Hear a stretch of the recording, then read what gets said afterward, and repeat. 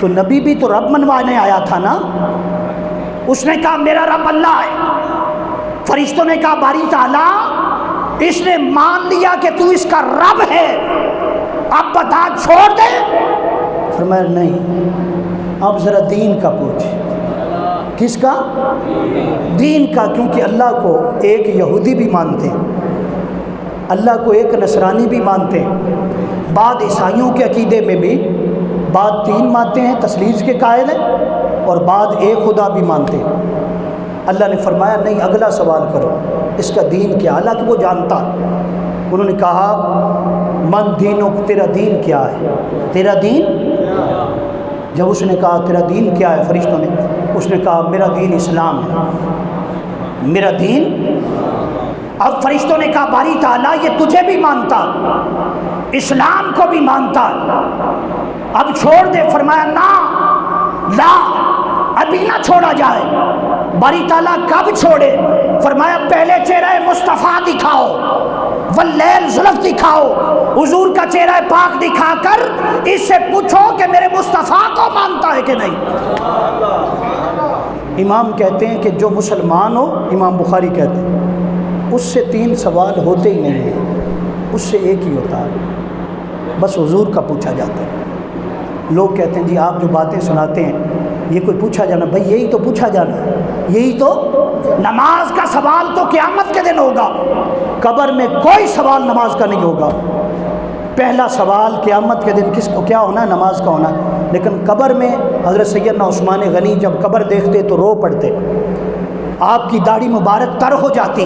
جب داڑھی مبارک تر ہو جاتی لوگوں نے پوچھا حضور آپ نے اتنا کیوں روتے ہیں؟ جواب دیا، فرمایا قبر پہلی منزل ہے. قبر کیا ہے؟ جو قبر میں کامیاب ہو گیا وہ حشر میں بھی. تو قبر میں کامیاب کون ہوگا؟ فرمایا قبر میں کامیاب وہ ہوگا جس کے دل میں عشق مصطفیٰ ہوگا. ایک ہی سوال ہوگا، ما کنت تقول، بتا اس ہستی پاک کے بارے میں کیا کہتا. ما قلت تقول فی حق کا ھذا رجل محمد صلی اللہ علیہ وآلہ وسلم. یاد رکھ لو جو عاشق ہوگا وہ حضور کی طرف عرض کرے گا کہ یہ میرے کیا ہیں؟ آقا ہیں.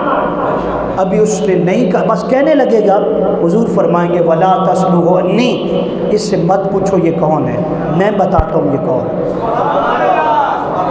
اور جو ایسی ہستیاں ہوتی ہیں جیسے پیر و مرشد پیر سید کبیر علی شاہ صاحب، ایسی ہستیاں جو وقت کے امام ہوتے ہیں، جو امام زمانہ ہوتے ہیں، جن کے چہرے کو دیکھ کر ہدایت ملتی ہے، جن کے چہرے کو دیکھ کر ہدایت ملتی ہے، جو رشد و ہدایت کا پیکر ہوتے ہیں، انہیں تو بھئی فرشتے سلام کرتے، کہتے تجھے مبارک، تجھے کیا ہو. اور وہ اپنی قبروں کے اندر کیا ہیں؟ حیات ہیں.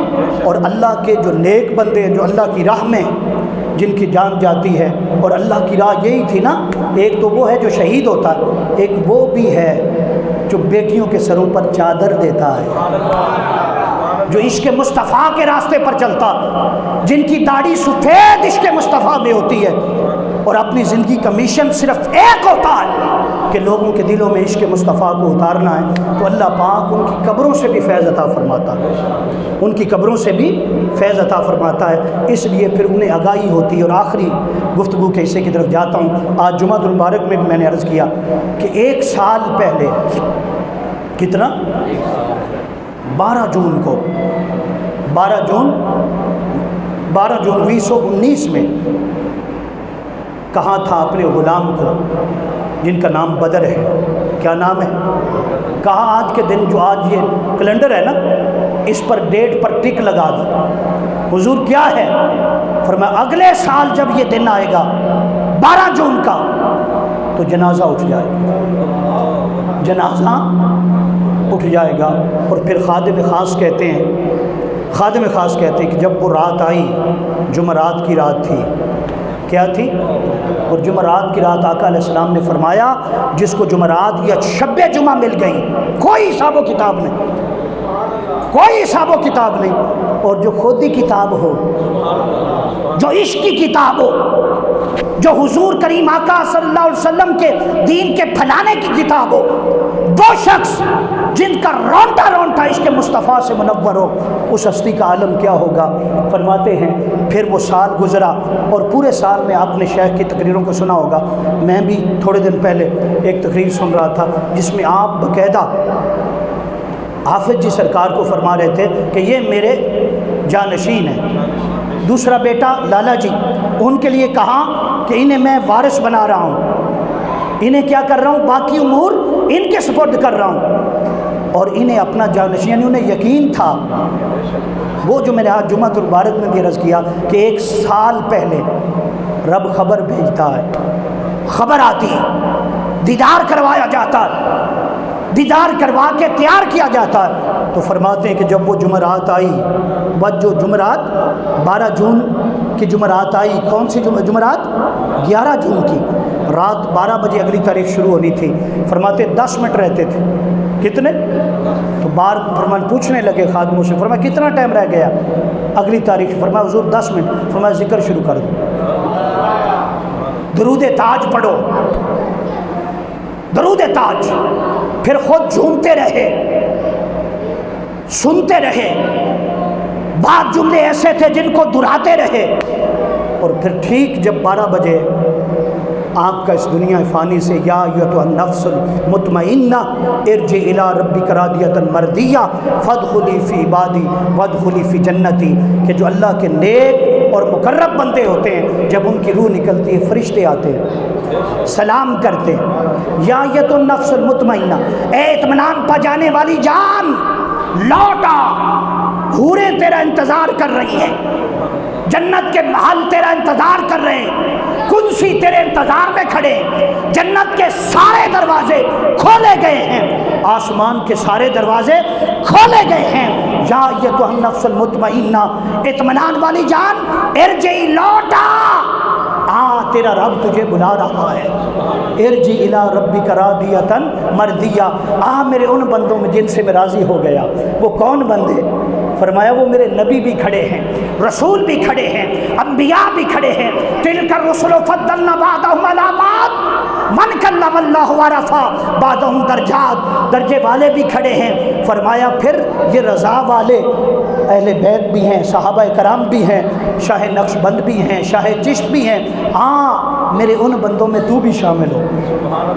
فادخلی فی عبادی، فادخلی یہ میرے عبادت گزار بندے، وادخلی جنتی، میری جنت میں آ جا، میری جنت میں آ جا۔ تو میں نے کہا انہیں یقین ہوتا ہے۔ اور پھر جہاں سے آپ کا تابوت تیار ہوا، کیا تھے تابوت؟ فرماتے 3 دن پہلے آپ نے آرڈر دیا تھا۔ کتنے دن؟ فرمایا اس شخص کو کہا، وہ مرید تھا، اسے لکڑی بھی بتائی، فلاں لکڑی سے بنا کر لا۔ وہ کہتا ہے میں تو وعدے کے مطابق، مجھے نہیں پتا تھا کہ آپ کا وصال ہو جائے، آپ اپنے لیے بنوا رہے ہیں، یہ بھی نہیں تھا۔ فرماتے کہ جب وہ رات آئی تو ٹیلی فون آ گیا، یہ تو پہلے ہی تیار تھے کہ صبح وہاں 10 بجے پہنچنا ہے۔